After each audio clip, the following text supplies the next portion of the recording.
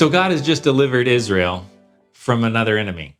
The enemy came and attacked them as they were traveling on the way to the promised land, and God gives them victory over their enemy.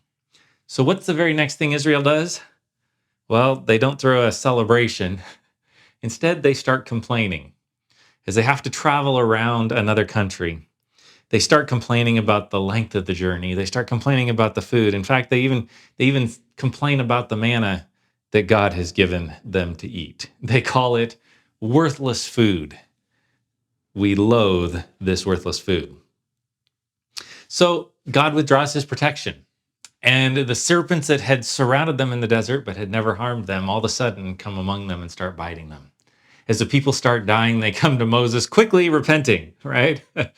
You get a viper on your leg, and you're going to repent pretty quick there. But anyway, they come and they repent and they say, Moses, please intercede with God. And so God has Moses set up a serpent on a pole. And he tells the people, look at the serpent and live. This is a little odd thing to do, right?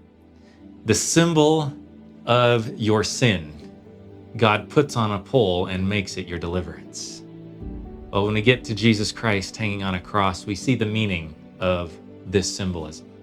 Jesus Christ became our sin, hung on the cross so that we could receive healing and wholeness.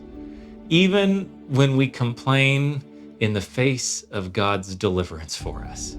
Even when God has done so many wonderful things for us and we turn around and we complain or we question, God says, guess what? I still love you so much that I am going to make sure that there is a way of salvation for each and every one of you. And that way is me.